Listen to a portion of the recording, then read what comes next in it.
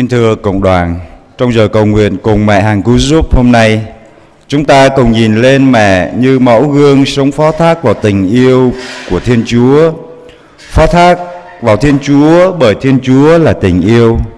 Phó thác vào bởi Đấng Toàn Năng đã làm cho tôi biết bao điều cao cả, danh Ngài là Thánh. Phó thác cũng là lời mời gọi mỗi người chúng ta sống tâm tình năm thánh này. Những người hành hương của hy vọng là người biết phó thác và luôn vững lòng trông cậy vào Chúa. Lạy mẹ, xin mẹ cho chúng con có tâm tình biết phó thác vào Chúa như mẹ. Để bắt đầu giờ cầu nguyện này, xin mời cộng đoàn đứng chúng ta xin ơn Chúa Thánh Thần.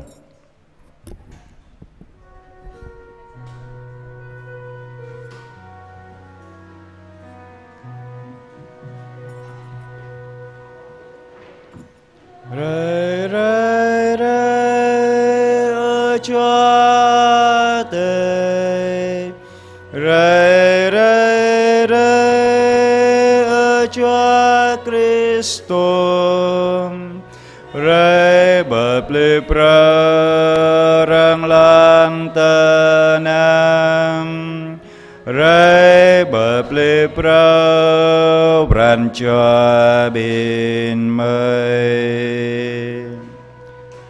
Rei beto prei mai ta kran nama te thâu bồ bậc lai thâu Giêsu Kitô khoa mây.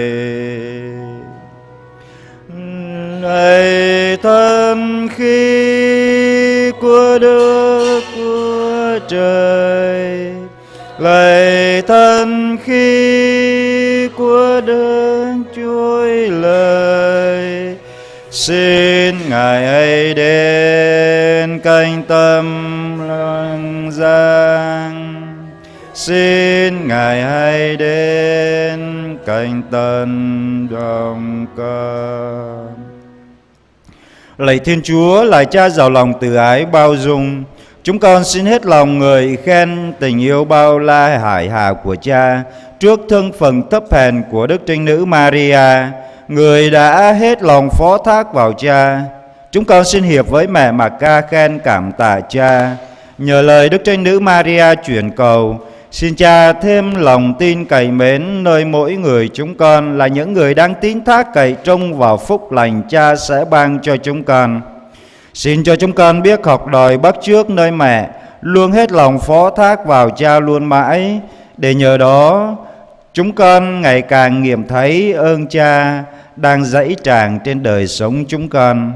Chúng con cầu xin nhờ Đức Kitô Chúa chúng con. Tin mừng Đức Giêsu Kitô theo Thánh Luca. Bấy giờ bà Maria nói: linh hồn tôi ngợi khen Đức Chúa, thần trí tôi hớn hở vui mừng vì Thiên Chúa đấng cứu độ tôi. Phần nữ tỳ hèn mọn, người đói thương nhìn tới, từ nay hết mọi đời sẽ khen tôi diễm phúc. Đấng Toàn Năng đã làm cho tôi biết bao điều cao cả, danh Người thực chí thánh chí tôn. Đời nọ tới đời kia, Chúa hằng thương xót những ai kính sợ Người. Chúa giơ tay biểu dương sức mạnh, dẹp tang phường lòng trí kiêu căng. Chúa hạ bệ những ai quyền thế, người nâng cao mọi kẻ khiêm nhường. Kẻ đói nghèo Chúa ban của đầy dư, người giàu có lại đuổi về tay trắng. Chúa độ trì Israel, tôi tớ của Người, như đã hứa cùng cha ông chúng ta. Vì Người nhớ lại lòng thương xót dành cho tổ phụ Abraham và con cháu đến muôn đời. Xin mời cộng đoàn ngồi. Kính thưa cộng đoàn, mỗi lần chúng ta cùng nhau đọc lời ngợi khen Chúa cùng với Đức Trinh Nữ Maria là mỗi lần chúng ta cùng nhắc nhau về lòng thương xót của Chúa. Với mẹ, ơn cứu độ của Thiên Chúa là điều mẹ cảm nhận được là đủ, nếu không nói là dẫy tràng trên mẹ. Điều đó càng làm cho mẹ thêm phó thác cậy trông vào Chúa hơn nữa. Bởi khi cậy trông và phó thác vào Chúa, không bao giờ mẹ thất vọng. Chúa luôn an ủi, nâng đỡ và dẫn đưa mẹ đi trong lòng thương xót của Người. cũng như chính Thiên Chúa đã đoái thương đến dưng của người và cách riêng nơi chính cuộc đời của mẹ. Vì thế mẹ đã ca khen Chúa với cả tâm hồn và thân xác, với ý thức luôn lấy Chúa làm cùng đích của mình, nên mẹ luôn được Chúa chúc lành và ủi an. Đấng toàn năng đã làm cho tôi biết bao điều cao cả, danh người thực chí thánh chí tôn. Với lòng phó thác cậy trông vào Chúa, mẹ càng nhận ra rõ ràng hơn lòng thương xót của Chúa nơi mình. Mẹ cảm được lòng thương xót ấy mọi lúc mọi nơi. Khi âu sầu được Chúa ủi an, khi khó khăn được Chúa thêm sức mạnh, lúc chán chường được Chúa thêm niềm vui. Ơn thánh và lòng thương xót của Chúa không bao giờ vơi nơi mọi bước đường của mẹ. Cách sâu xa hơn, mẹ cảm nhận được lòng thương xót của Thiên Chúa trên thân phận yếu hèn và còn nhiều khuyết phạt của mình. Lòng trắc ẩn của Chúa không bao giờ vơi nơi những ai bần cùng lam lũ. Chúa giơ tay biểu dương sức mạnh, dẹp tan phường lòng trí kiêu căng. Chúa hạ bệ những ai quyền thế, người nâng cao mọi kẻ khiêm nhường. Kẻ đói nghèo, Chúa ban của đầy dư. Hơn hết, với lòng tin tưởng và phó thác cũng như cậy trông vào Chúa, mẹ nhận ra cách rõ ràng lòng thương xót của Chúa trải dài trên cuộc đời của mẹ và trên cả nhân loại được Chúa yêu thương. Vì Chúa luôn là vị Thiên Chúa trung thành với lời hứa của Ngài. Chúa độ trì Israel, tôi tớ của người, như đã hứa cùng cha ông chúng ta. Vì người nhớ lại lòng thương xót dành cho tổ phụ Abraham và cho con cháu đến muôn đời. Mẹ ơi, xin cho chúng con học nơi mẹ lòng phó thác luôn luôn vào Chúa, để chúng con không khi nào phải thất vọng. Xin cho chúng con cũng biết học theo mẹ, hy vọng và phó thác vào Chúa trước hết và trên hết. Vì Chúa là khởi đầu và cùng đích của cuộc đời mỗi người chúng con. Nhờ mẹ truyền cầu, xin Chúa thêm lòng cậy trông và tín thác nơi chúng con. Khi đau buồn, chán chường cũng như những nghịch cảnh khác của cuộc sống, xin Chúa ủi an, nâng đỡ, thêm sức mạnh cho mỗi người chúng con. Xin mẹ dẫn bước chúng con đi theo mẹ mà thừa hưởng phúc lành chan chứa của Chúa với lòng phó thác và cậy trông không bao giờ lay chuyển. Với lòng cậy trông và tin tưởng nơi mẹ và học cùng mẹ, giờ đây mỗi người chúng ta dâng lên mẹ những đóa hoa như là cách tỏ bày của mỗi người chúng ta. Chúng ta cũng dâng lên mẹ những tâm tình, những yếu đuối, và hơn hết tạ ơn mẹ đã cho chúng ta một mẫu gương sống đức tin, hết lòng trông cậy và phó thác vào Thiên Chúa trong chính cuộc đời của chúng ta, trong cuộc sống ngày hôm nay.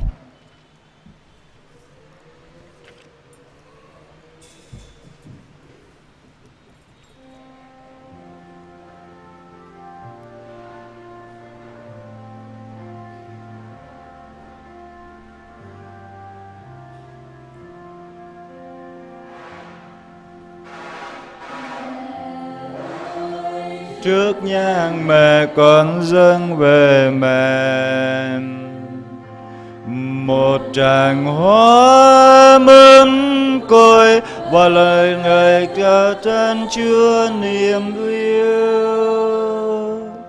Đời con tiếng ca hòa dâng lên mẹ hiền, tựa ngàn hoa thắm tươi xin dâng lên mẹ thương yêu. Trong khi an vui con dâng lên mẹ Tình yêu xin dâng tràn niềm trìu mến. Khi con cô đơn xin dâng về mẹ, đời những giang chuôn mẹ sẽ ủi an. Mẹ ơi, trước nhan mẹ con dâng về mẹ một tràng hoa mân côi và lời ngợi ca chan chứa tình yêu. Thì con tiếng ca hòa dâng lên mẹ hiền, tựa ngàn hoa thắm tươi xin dâng lên mẹ thương yêu.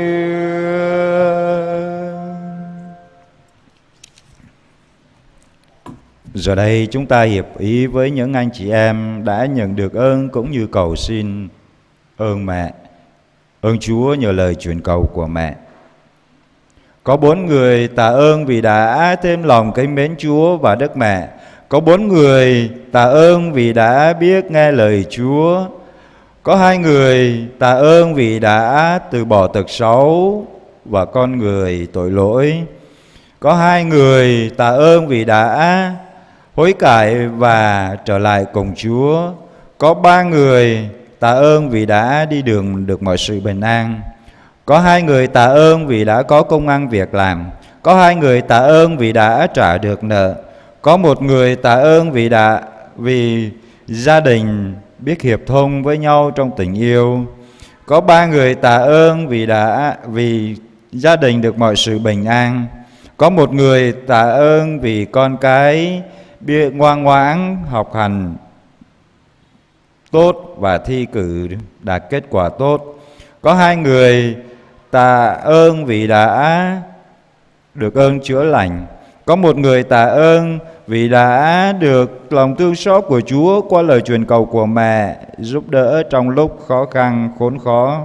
Có 2 người tạ ơn vì được mọi sự bình an trong lòng và cũng như trong cuộc sống. Có 1 người tạ ơn vì sinh nở được mọi sự bình an. Có 1 người tạ ơn vì đã được có con cái. Và mỗi người chúng ta nghiệm lại cuộc đời của mỗi người chúng ta trong đức tin, trong lòng phó thác cậy trông vào Chúa như mẹ. Chắc chắn cách này hay cách khác, Chúa đang gìn giữ, Chúa đang nâng đỡ, Chúa luôn ban ơn cho mỗi người chúng ta sống theo Chúa trong đức tin ngày hôm nay. Với lời tạ ơn xin hiệp với mẹ để tạ ơn Chúa. Hiệp cùng mẹ Thiên Chúa, chúng con xin tạ ơn Cha.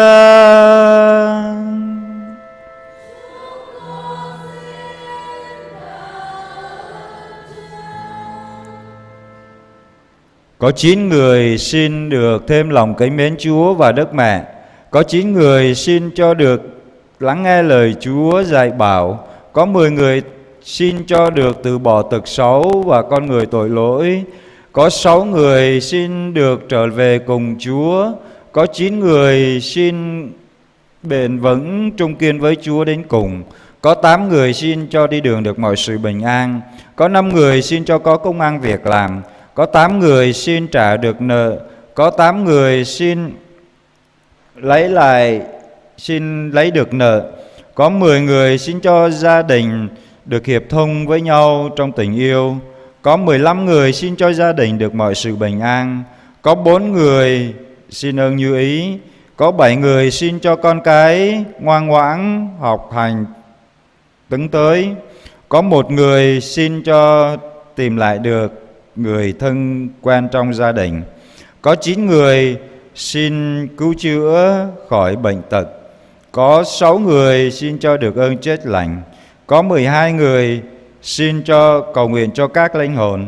Có 3 người xin được thánh hóa bản thân và đổi mới cuộc sống. Có 6 người xin được ơn cứu giúp trong những lúc khó khăn gian nan. Có 3 người xin cho được bình an trong tâm hồn cũng như trong cuộc sống. Có 2 người xin ơn có con cái. và có một người xin tìm lại được của cải. Và mỗi người chúng ta trong cuộc sống lữ hành đức tin ngày hôm nay, mỗi ngày chúng ta cậy nhờ vào ơn lành của Chúa để rồi mỗi ngày chúng ta sống tốt lành hơn. Vì thế chúng ta luôn nài xin Chúa nâng đỡ, hướng dẫn, chúc lành, và xin Thánh Thần của Chúa luôn hướng dẫn chúng ta để rồi với lòng phó thác cậy trông như mẹ, chúng ta luôn vững bước cùng với Chúa trên con đường đức tin ngày hôm nay. Nhờ lời Đức Mẹ chuyên cầu, xin Chúa nhầm lời chúng con.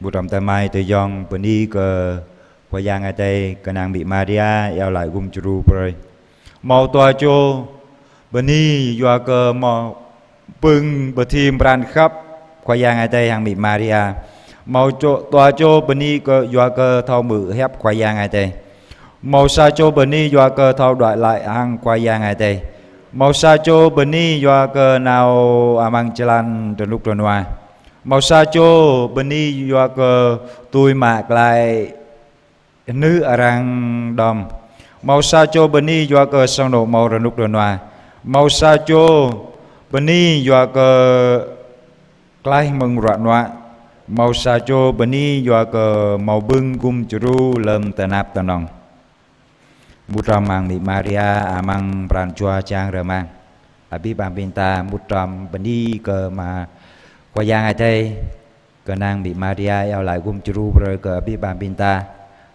pro rong tờ lời này pro tí ta mươn lại qua giang ai đây bờ gang vây lăng rồi cờ binta abi rồi câu cờ qua giang ai đây cờ nàng bị Maria eo lại rồi cờ binta càng cờ tốt bơi lon tờ ná ta thâu đòi ray hàng mị càng cờ mút tròn hàng mị bên đi cờ qua giang ai đây doa cờ amang ta lời hợp tiếp ta chín hem chín hờ dạ chín ta bạ xích cờ nàng qua giang ai đây bà chà lan hàng vây lăng rơi xó. Hiệp cùng mẹ Thiên Chúa, chúng con xin tạ ơn Cha.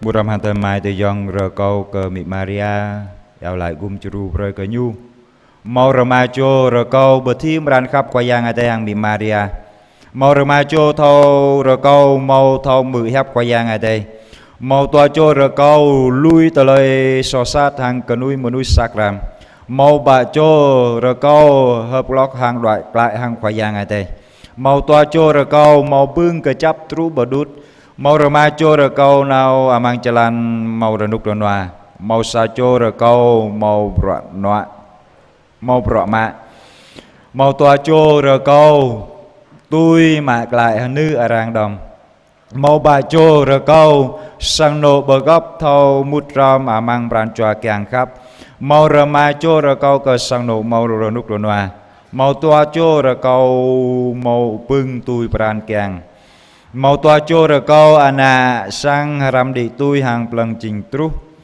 mau sa chô rờ câu bút lại mà nuôi trẻ cha mà mang phùng duy mau tờ chú chô rờ câu lại mừng rọ nọ mau toa chô rờ câu dây mà ác mau sa chô rờ câu eo lại rơi cờ bờ ngạt chua mau sa chô rờ câu bờ hờ chi tờ rơi chan bờ pli tờ lời hở tiếp mau sa chô rờ câu gum chru lơm tờ nắp tờ nòng hàng mau sa chô rờ câu rờ nút rờ noa amang pran chua hàng amang tờ lời hở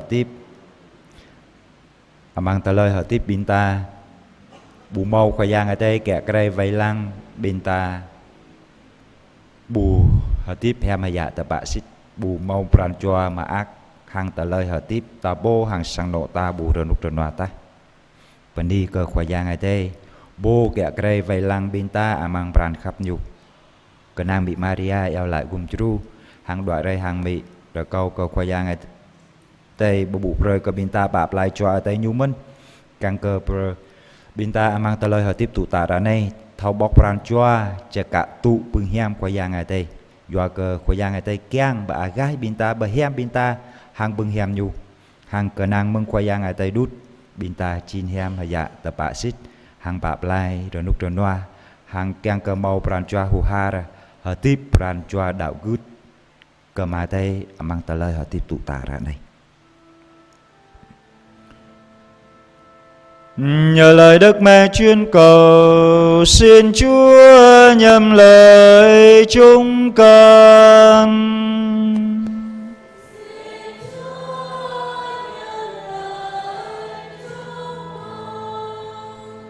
Và chúng ta cùng hiệp lòng với mẹ tạ ơn Chúa và xin mẹ luôn nguyện giúp cầu thay cho mỗi người chúng ta. Chúng ta dâng lên mẹ một kênh lạy Cha và một kinh kính mừng trong tiếng hát.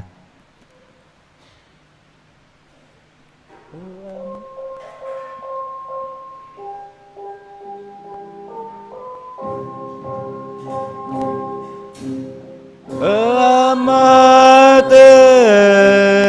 bamyam bre anane bo batru pre rano ki kike bajang bre talai kang bài lan tân nam tôi gác cơ klong nó bông hoa đêm rơi bơi trưa ra này bắp nhảy bơi ta lấy so mời tôi hàng mời bắp rơi mình cơ bin bồ so hàng mời Adam lùi mời ra bu măng ta lời lòng sông bạc lại mời mừng giang xa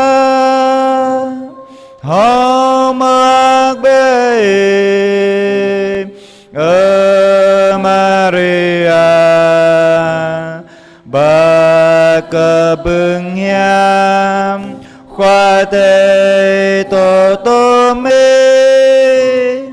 bơ biểu nơ ni cây mang bên lang bờ này ang bờ ni cơ Giêsu Anna mừng tên im Maria mơ ya ya mây khoai giang tê ya lại bơi cơ mây đa mờ núi so sang tu ta này hàng lâm môn mời chiếc lọc pran amen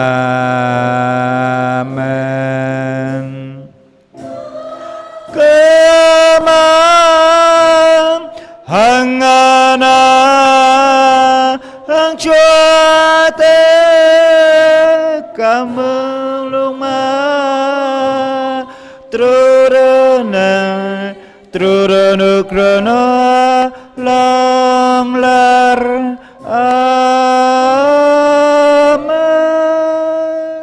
Xin mời cộng đoàn quỳ chúng ta dâng lên mẹ kinh tuần cửu nhật kính Đức Mẹ Hằng Cứu Giúp.